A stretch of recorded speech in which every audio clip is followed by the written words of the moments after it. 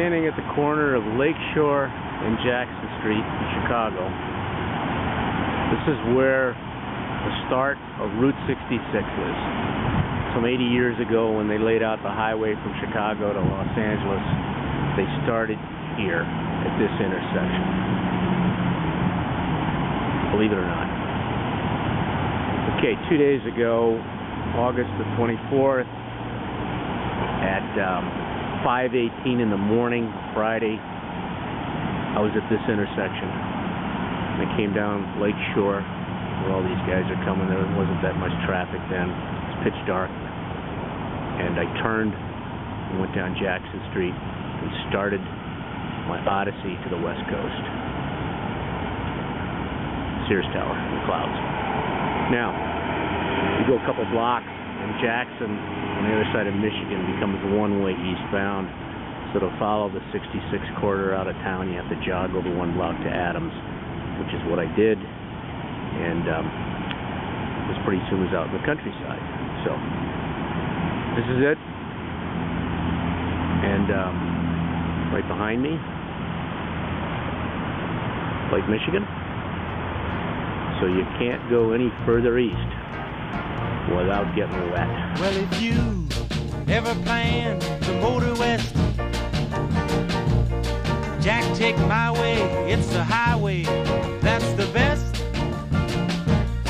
Get your kicks on Route 66. Well, it winds from Chicago to LA,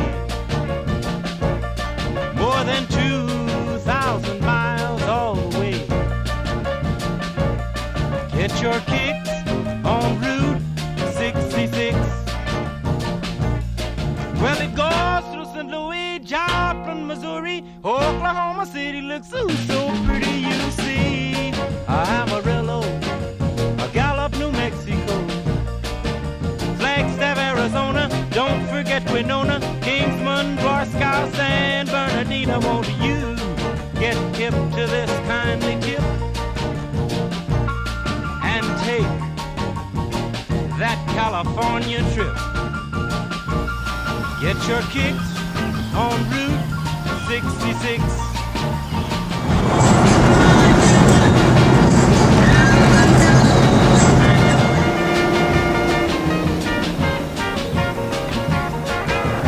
Well, this is cool. The old Chain of Rocks Bridge over the Mississippi River. One time carried 66. Now it's bike and ped. Down the river here, you can go all the way to St. Louis, Memphis, New Orleans, St. Paul. Do you know how narrow this is? This was a main U.S. highway from east to west, and it is barely 2 lanes wide, but it is cool. Even has a bend in the middle of it. Check this out over here. Check that out.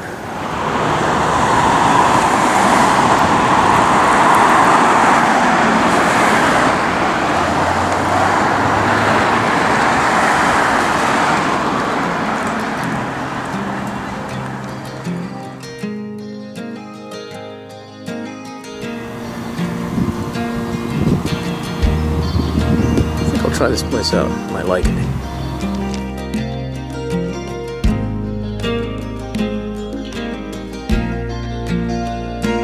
This old porch is like a big old red and white Hereford bull standing under a mesquite tree out in our Dulce, and he just keeps on playing hide and seek with that hot August sun.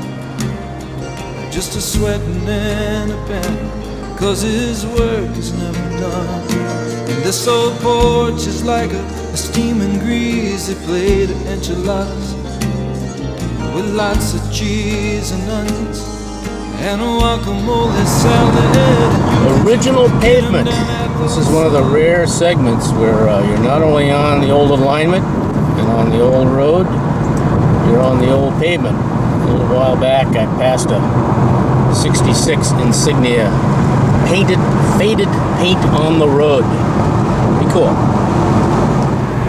Joplin, Missouri. A lot of banks here. I swear, Bonnie and Clyde held up a couple of banks here in this town one time. At least that's the way I remember it in the movies. So, gangsters used to run around here, I think, in the old days. But anyway, that could be just something made up. Just a sweating and a pen, 'cause his work is never done. And this old porch is like a steaming greasy plate of enchiladas with lots of cheese and onions and a guacamole salad. And you can get them down at the La Salle Hotel in old downtown with iced tea and a waitress, and she will smile every time. And this old porch is the palace walking on the main street of Texas. It's never seen the day a GNR in excess with that 62 poster that's almost faded down, and a screen without a picture since Giant came to town.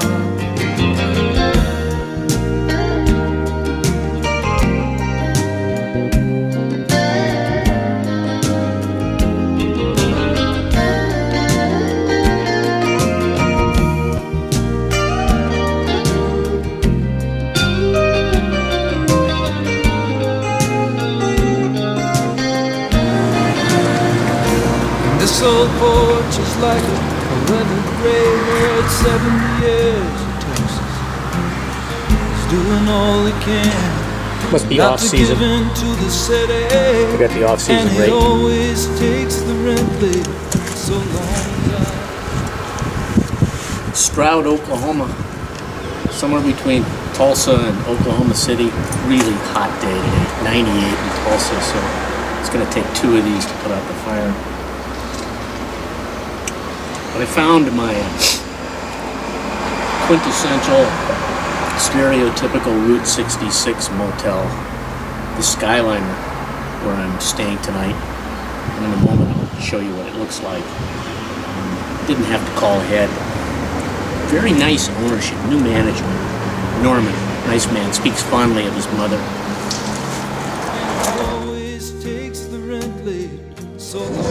Well, Texas. I'm in the Lone Star State. 4 states down, 4 to go. The ones ahead of me are pretty big. Illinois is flat. Some interesting farm towns, mostly flat. Missouri, beautiful state. Rolling hills, fun to drive in. Some highlights there. That was nice. Kansas, a tiny state. Weren't in Kansas very long. In Oklahoma had a couple of highlights. Lucille, I have to tell you about Lucille's. Really nice museum.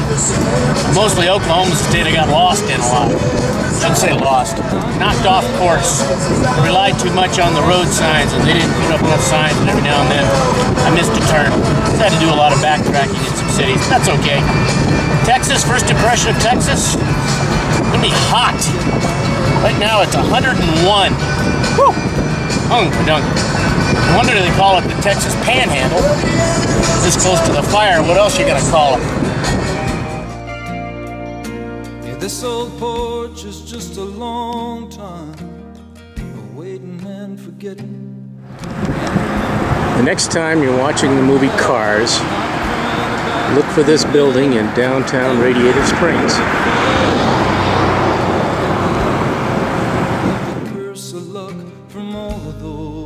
Sons of bitches who said we'd never get back up. Okay, you gotta be impressed the way the sun is lined up perfectly with the line of Cadillacs. This is one of those moon and star moments when the earth is aligned perfectly with all the stars and suns and planets, and the Cadillac Ranch is here to send us a message. I guess this is a famous spot.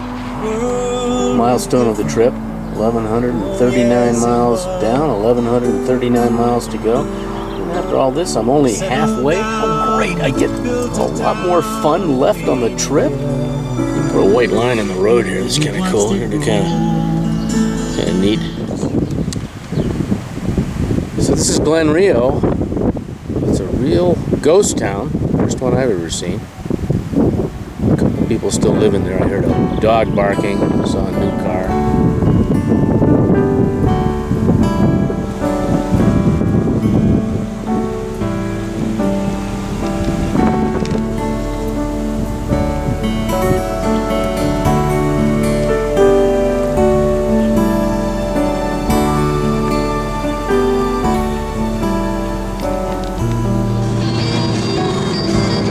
I feel like I'm in the West now.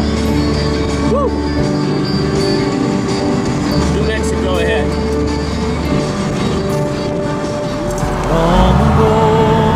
Tucumcari. Not so very long. As best I can tell, Tucumcari is famous for its old-fashioned World motels. was different. There are a lot of them here like Yes, this. it Things was. kind of hanging in there. Some of them have closed. Settle down. Some are still making a go. But Blue Swallow is the most famous. And you watched it grow. It was your town.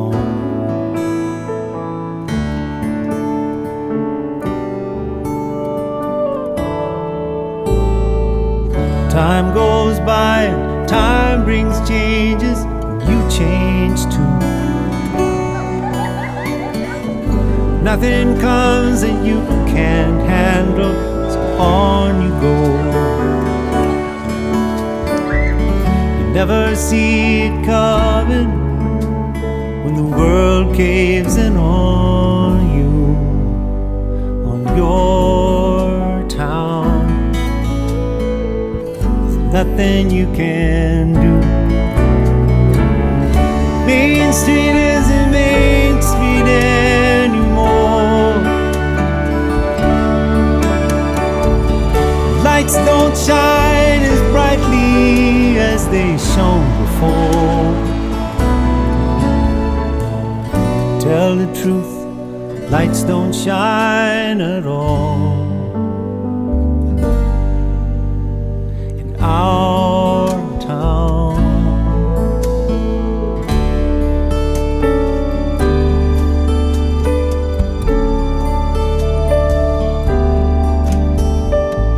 Sun comes up each morning just like it's always done. Get up, go to work, start the day. You open up for business, it's never gonna come.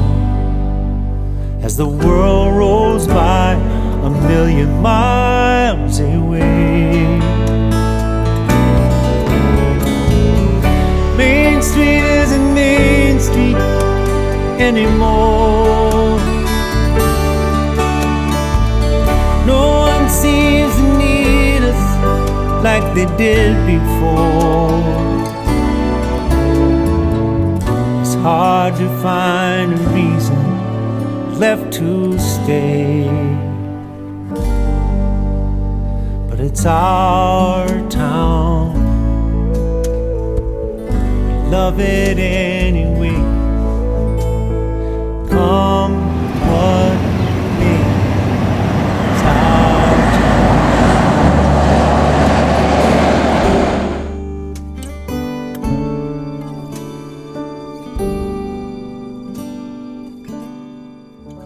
Okay, here's something I didn't expect. The road just ended. It ended. It didn't turn to dirt, it didn't turn to gravel, it just quit, leaving me no choice but to turn around.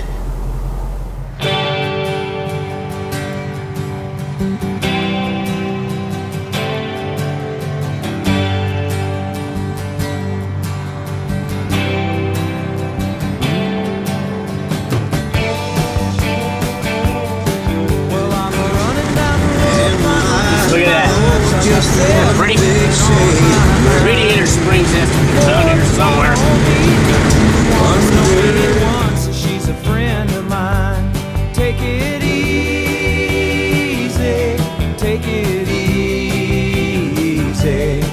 Don't let the sound of your own wheels drive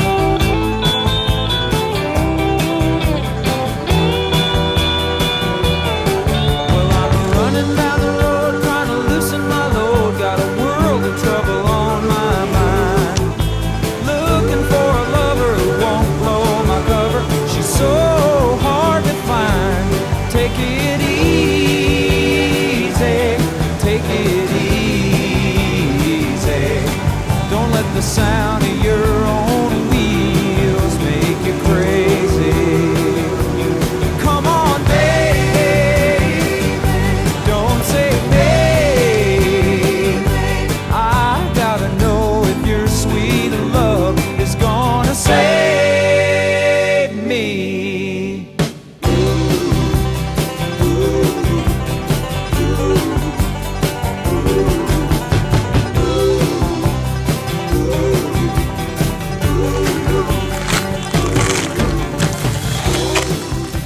This is Amboy, California. We're in the desert. It's 105, which coincidentally has been the maximum speed of the Mustang this trip. You know, when you cross the Colorado River from Arizona and enter California, you have expectations. You're entering the Garden of Eden. Where are the orange trees? Where are the green, lush valleys? But you've got about 100 miles of desert before you get to those things. Tonight I'll be in Barstow. It'll be my last overnight on this trip. Tomorrow I'll be going down to the beach to finish the ride and have some kind of celebration, I'm sure. But I'm viewing tomorrow's ride as kind of like the last day ride of the Tour de France. It's more of a ceremonial ride as opposed to a day with all the attractions and the challenges and the adventures. It'll be a celebration. When I was a kid, my family took road trips. We would fill the family station wagon and Dad would drive from Virginia to Michigan, sometimes taking really strange routes to show us attractions that were important to him, like Civil War battlefields. So the trips could take several days. And this was back in the days of the infancy of the interstate highway system. So we traveled mostly two-lane roads, and we stayed in motels. So at the end of each day, as Dad felt like getting a little tired, he would turn to the family and he would say, "That's enough for today. Let's look for a place to stay." And my brother and I would rush to the windows of the car to start looking at the motels as they started coming at us as we entered this town. And of course, what we were looking for was the motel with the crown jewel of all, a swimming pool. What Dad was looking for was a AAA approved motel. And of course, what we both wanted was one with a vacancy sign lit. So you didn't want to see that neon no lit up in front of the word vacancy printed on the marquee. These were what I call classical motels, and I'll describe it to you. A long row building, one story, all the rooms across the front numbered 1, 2, 3, 4, 5 consecutively. Outside of each door there was maybe a small table and a chair or a bench. Parking lot with a parking stall with your number on it outside your door. And down at the end of the row would be the office. There never was a lobby, it was always an office.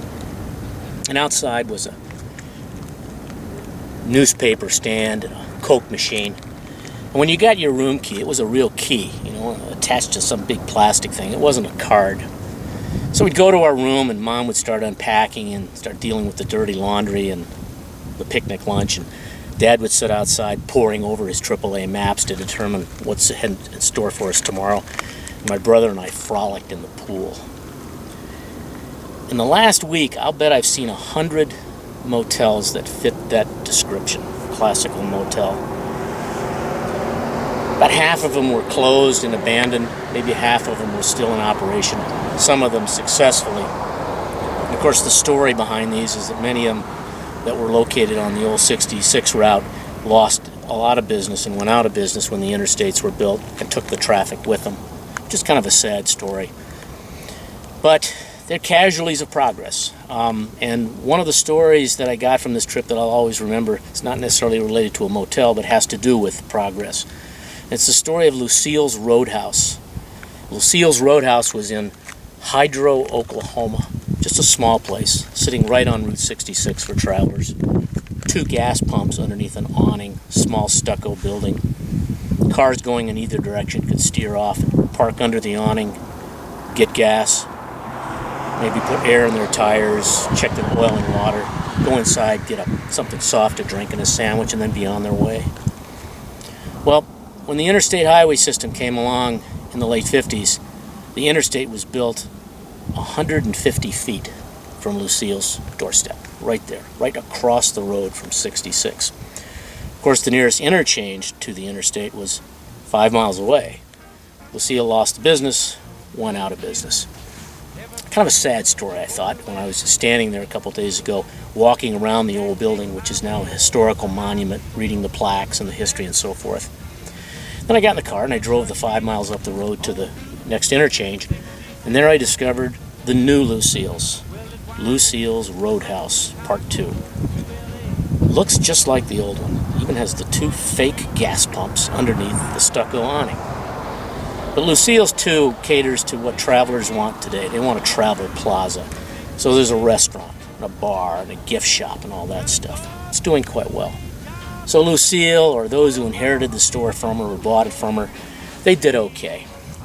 Now, the reason I'm telling you this is not that I'm some great advocate for the past and that we should revert back to the way things used to be. But what I find on this trip is a sense of history.